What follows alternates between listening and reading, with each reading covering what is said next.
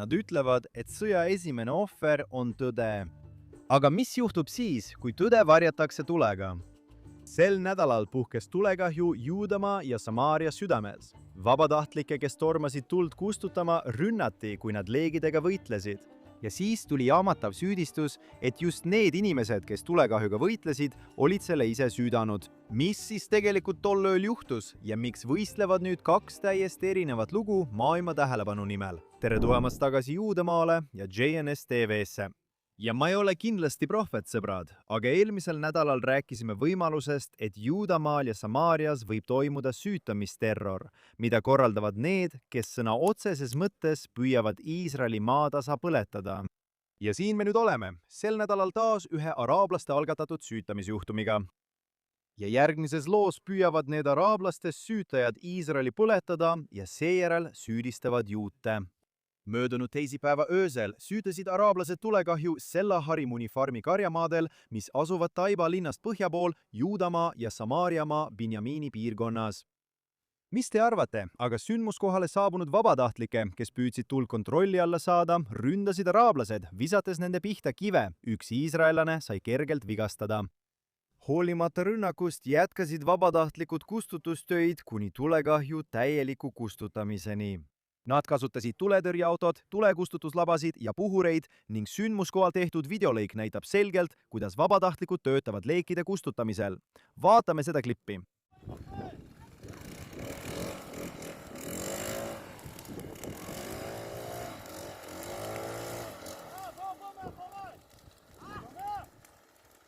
Nii et siin näete, kuidas juudid saabuvad ja kustutavad tulekahju. Kuid pärast tulekahju kustutamist läksid araablased meediasse ja ütlesid, et juudid põletavad omaenda maad maha.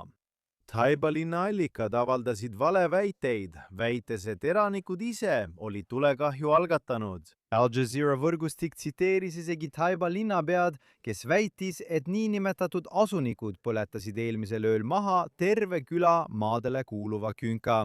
Kuid faktid on selged, vabatahtlikud saabusid tuld kustutama. Neid rünnati seda tehes, kuid nad jätkasid tööd, kuni tuli oli täielikult kustutatud. Nii et siin on teil süütamine, millele järgneb süütamise eitamine ja siis veresüüdistus, et tulekahju põhjustasid juudid. Kuidas sul üldse aega on kõigeks selleks? Kui sa oled pühendunud Iisraeli maatasa põletamisele ja siis juutide süüdistamisele selles, siis leiad selleks aja. Täpselt nagu on inimesi, kes eitavad holokausti või eitavad, et 7. oktoober oli nii kohutav, on siin neid, kes eitavad, et süütamine toimus. Nagu ma eelmisel nädalal ütlesin, on vaja vaid mõnda tikku ja süttivat materjali ning sul ongi tulega toime pandud terrorirünnak. Loodame, et neid on sel suvel väga vähe ja loodame, et meie julgeolekuasutused tabavad kõik nende rünnakute eest vastutavad isikud. Liigume edasi. Möödunud nädalal teatasid Austraalia, Kanada, Prantsusmaa, Norra ja Ühendkuningriigi välisministrid, et nad kehtestavad sanktsioonid 6 üksusele ja 1 isikule, keda nad peavad niinimetatud asunike vägivallas süüdi olevaks. Ühendkuningriigi välisminister ütles, et sanktsioonide alla pandud isikuid ja üksusi ootavad ees varade külmutamine ning vajadusel ka reisikeelud ja juhatuse liikme õiguste äravõtmine. Ma pidin uurima, mida tähendab juhatuse liikme õiguste äravõtmine, kuid see tähendab takistamist äri- ja ettevõtlustegevuses osalemisel. Iisrael teatas vastuseks, et lükkab kindlalt tagasi uued sanktsioonid ning ka sellel nädalal Prantsusmaa poolt välja kuulutatud viisakeelu. Bezalel Smotrich, Iisraeli rahandusministri vastu, koos 4 niinimetatud asunikorganisatsioonide juhi ja 21 niinimetatud vägivaldse asunikuga. Nii et sellega tegelevad praegu Euroopa, EL ja Ühendkuningriik. Nad kehtestavad sanktsioone kindlale iisraellaste rühmale, tuginedes kinnitamata teabele, mida esitavad radikaalsed Iisraeli-vastased organisatsioonid, mida paljud neist riikidest ise rahastavad. Ja nagu me varem oleme öelnud, koostab nende kasutatavad statistilised andmed OSHA, ÜRO allasutus, mis ütleb, et juudi lapsed kooliekskursioonil Juudamaal või juudid, kes rahumeelselt palvetavad templimäel, see kõik loetakse asunike vägivallaks. Kas sa tead, et praegu toimub Sudaanis Darfuri piirkonnas mitte-araabia rahvastiku süstemaatiline sihtimine ja massiline tapmine? Just praegu. Praegu Lõuna-Aafrikas on omakohuslaste rühmad ja sisserändajate vastased jõugud sihikule võtnud välismaised töötajad ja migrandid. Myanmaris, Kagu-Aasias on etniline puhastus ja vägivald endiselt tõsised, kus sõjavägi ja erinevad relvarühmitused viivad läbi sihitud rünnakuid etniliste ja usuliste tunnuste alusel. Ja samal ajal näitab uus uuring, et USA-s kasutab Chicago politsei ebaproportsionaalselt jõudu mustanahaliste chicagolaste vastu. Teisisõnu, maailmas toimub praegu palju rohkem. Praegu toimub üle kogu maailma palju vägivalda, viha ja diskrimineerimist. Kas need Euroopa riigid kehtestasid sanktsioone ka teistele rühmadele? Kas need riigid kehtestasid reisikeelu Palestiina omavalitsuse all elavatele inimestele, kes panid toime massimõrva?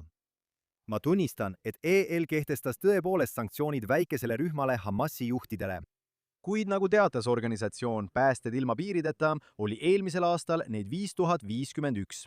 Mõelge sellele. 5051 terrorirünnakut Juudamaal ja Samaarias, mille tagajärjel hukkus 24 inimest ja sai vigastada üle 400 inimese. See ei hõlma isegi ülejäänud riigis toimunud rünnakuid. Kas mõni neist riikidest sanktsioneeris isegi ühtegi araablast, kes elas Palestiina omavalitsuse all ja sooritas neid rünnakuid? Kas keegi kuulis reisikeeldudest Euroopasse nendele terroristidele? Või on neil liiga hõivatud araablaste ebaseaduslike majade ehitamisega C-alal ja kinnisid eeliselt nenninmade Palestiina riigi loomise nõudmisega, et üldse hoolida juutidest, keda rünnatakse? Inimesed, me puutume siin kokku nii suure silmakirjalikkusega. Me seisame silmitsi olukorraga, kus üks inimrühm, juudid, kes elavad ühes riigi piirkonnas, Juudamaal ja Samaarias, pannakse mikroskoobi alla, et kogu maailm saaks neid hukka mõista. Tahate vägivalda hukka mõista? Väga hea, aga seda tuleb teha kõigi suhtes või üldse mitte. Aga eesmärk pole siin vägivalla vastu võidelda. Eesmärk on sihtida juute ja selle kohta on olemas sõna. Seda nimetatakse antisemitismiks. Tuleb märkida, et selle teadaande osana kehtestas Kanada sanktsioonid ka Regavimi liikumisele. Regavim on uurimistööl põhinev huvikaitseorganisatsioon, mis keskendub maakasutuse ja suveräänsuse küsimustele Iisraelis. Oleme neist varemgi palju rääkinud. Regavim ütleb, et nad võtavad viivitamatult meetmeid, esitades apellatsiooni ja vastuhagi, nõudes oma nime puhastamist ning kompensatsiooni neile tekitatud ebaõigluse eest. Me jälgime kindlasti neid arenguid. Nüüd liigume edasi. Ma tahan vaadata järgmist pealkirja. Ja muide, see ajab mind lihtsalt täiesti marru. Sellist pealkirja nähes lähen ma hulluks. Siin see on. Asunik tulistab ja haavab ilmselt vaimse puudega palestiinlast, kes kandis läänekaldal kivi. Ja siin on täielik raport. Iisraeli asunik tulistas ja haavas palestiinlast, kes ähvardas teda kiviga, teatab politsei. Palestiinlaste sõnul oli mees vaimse puudega. Politsei sõnul saabus palestiinlane eelposti farmi Põhja-Läänekalda küla Duuma lähedal. Muide, need on nende sõnad, mitte minu omad. Ta ähvardas kohaliku elaniku, kes tuli uurima tema tegevuse kohta ja väidetavalt üritas teda kiviga rünnata. Sel hetkel tundis asunik end ohustatuna ja tulistas ning neutraliseeris mehe, ütleb politsei. Ametlik Palestiina uudisteagentuur Wafa tsiteerib Punase poolkuu meditsiinitöötajaid, kes ütlesid, et 29-aastane mees oli vaimse puudega ning teda tulistati kõhtu ja jalga. Vaatame kõigepealt pealkirja. See on tegelikult pärit ajalehest Times of Israel. See algab sõnadega asunik tulistab. Juba automaatselt on tulistajaks juut. Ei öelda, et väidetavalt tulistab, vaid lihtsalt tulistab. Pane tähele, kuidas araablaste tegevust nimetati väidetavaks, aga juut kindlasti, tema tulistas. Aga tagasi pealkirja juurde. Kõigepealt öeldakse, et toimus tulistamine ja alles hiljem mainitakse, et kõnealust juuti ähvardati. See oligi põhjus, miks ta tulistas. Siis ütleb pealkiri, tsiteerin. Ilmselt vaimse puudega palestiinlane. Ja millist uudisteallikat artikkel tsiteerib? See tsiteerib WBAFA-d, ametliku Palestiina omavalitsuse uudistekanalit. Palestiina omavalitsus, mis valetab iga päev ja maksab terroristidele juutide tapmise eest. Nende uudisteagentuur on ilmselt usaldusväärne uudisteallikas. Kuidas saab TOI kasutada Wafat allikana ja pääseda sellest puhtalt? Kahju, et nii paljud inimesed, kes otsivad uudiseid, võtavad selle pealkirja ja artikli automaatselt faktina ning ei saa arugi, et Wafa on Palestiina omavalitsuse propaganda. Jällegi, läheme tagasi pealkirja juurde. seejärel öeldakse, et palestiinlane kandis kivi. Teisisõnu, selle pealkirja järgi tulistas juut puudega palestiinlast, kes ajas oma asju ja kõndis tänaval kiviga. Võib-olla oli tal lemmikkivi. See ütleb selgelt, kandis kivi. Igaüks, kes loeb ainult pealkirja, ei saaks aru, et ta ähvardas juute tappa. Kivid võivad tappa, või täpsemalt, araablased, kes kasutavad kive relvadena, võivad tappa.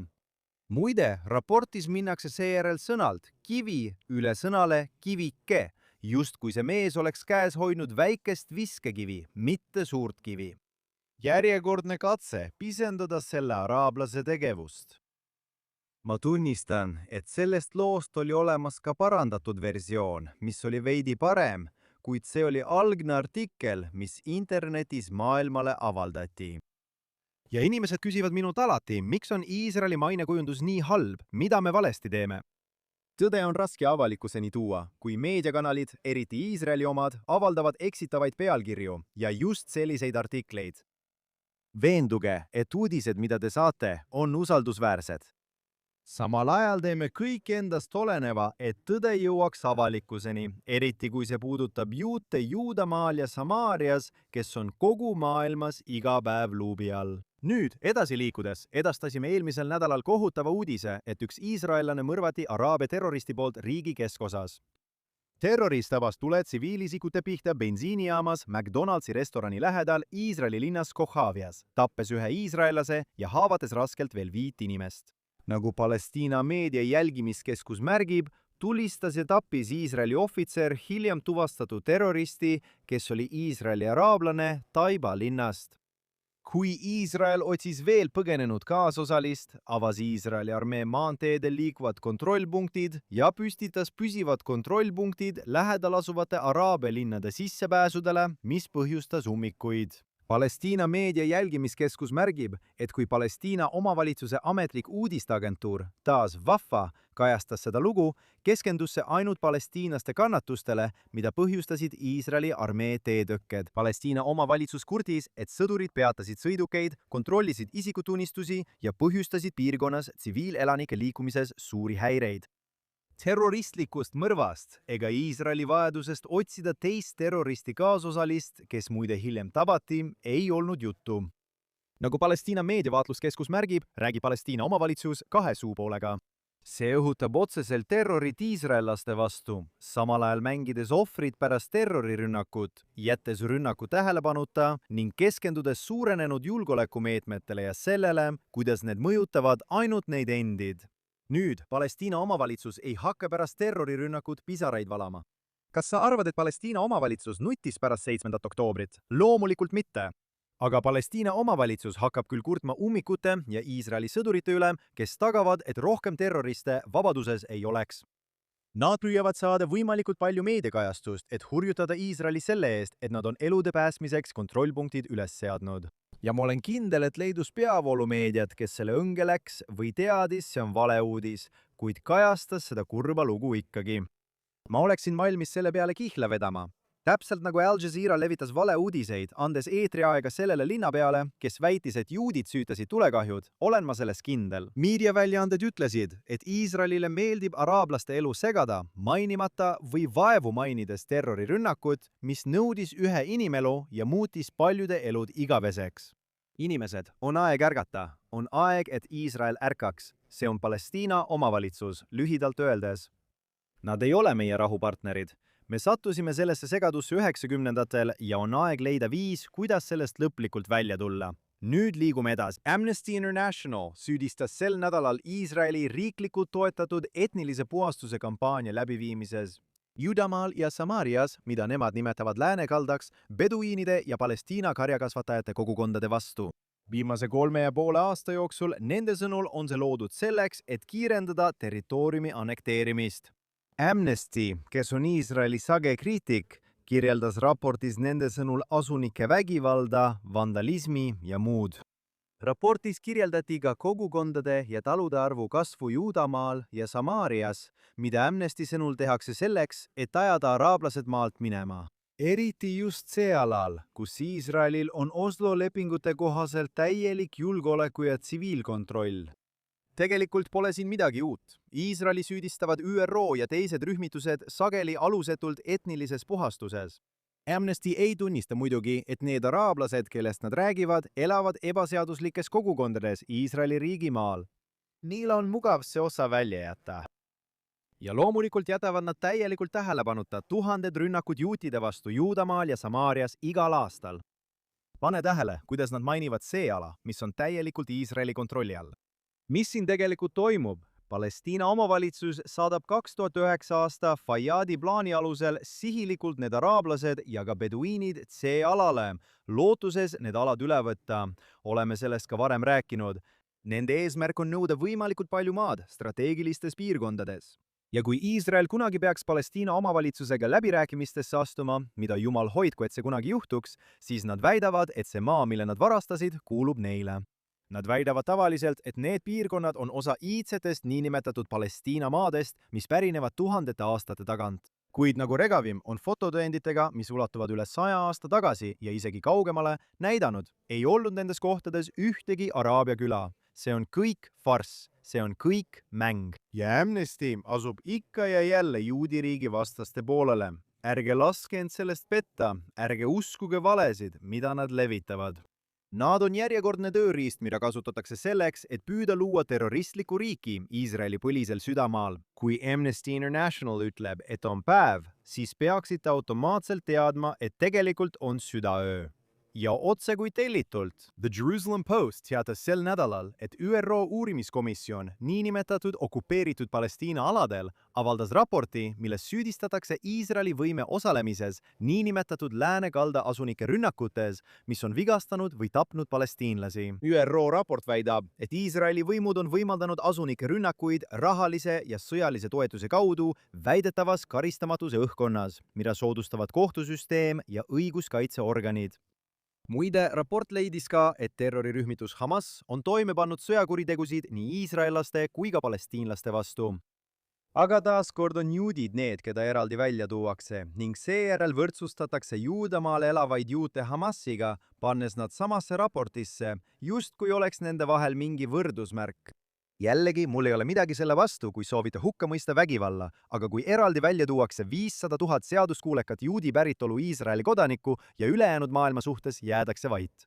See näitab, et nagu Amnesty puudub ka ÜRO-l igasugune moraalne kompass. Ja lõpuks, sel nädalal andis rahvuslik kristlike seadusandjate ühing oma Iisraeli ja USA juhtimisauhinna Samaaria regionaalnõukogu juhile Jossi Daganile. Mainekas auhind anti Daganile üle organisatsiooni 2026 aasta riiklikul poliitikakonverentsil, mis toimus Liberty University's Virginias. Dagan sai auhinna oma juhtimise, rahvastevaheliste sidemete tugevdamise ja piibeliku südamemaa toetamise eest. Tseremoonia ajal andsid organisatsiooni president ja Dagan tänukirjad 3 osariigi seadusandjale, kes esindasid esimesi USA osariike, mis võtsid vastu seaduse, mis toetab terminite Juudamaa ja Samaaria kasutamist. Need osariigid on Arkansas, Tennessee ja Arizona. Seadus keelab termini läänekallas kasutamise ametlikes osariigi dokumentides, lubades kasutada ainult nimetusi Juudamaa ja Samaaria ning tunnustab juudi rahva õigust sellele piirkonnale. Ürituse ajal teatas organisatsiooni president plaanist edendada sarnast seadusandlust veel 20 USA osariigis. NACL organisatsiooni, mida juhib asutaja ja president Jason Rappert, peetakse suurimaks seadusandjate organisatsiooniks Ameerika Ühendriikides. Seega on õnnitlused kohased Jossi Daganile, Samaaria regionaalnõukogu juhile. Ja on oluline näha, et kogu selle vihkamise juures, mis on suunatud Iisraeli ning Juudamaa ja Samaaria vastu, on seal palju inimesi, tõenäoliselt ka neid, kes seda saadet vaatavad, kes otsustavad olla ajaloo õigel poolel. Suur tänu inimestele, kes töötavad siin GNS TV telgitagustes. Produtsent Barbara Hanamov, insener Aaron Voglanter, Zach Zickerman, Ryan Lifshitz, jaamajuhataja Juri Skveretski ning videomonteerija Ksenia Belishenko. Kindlasti tutvuge kogu suurepärase sisuga, mida GNS TV pakub. Külastage gns.org, et saada värskeimaid uudiseid Iisraelist, Lähis-Idast ja kogu juudi maailmast. Saatke meile super thanks ja tellige kanal. Suur tänu, et ühinesite meiega järjekordsel saatel ainult GNS TV-s.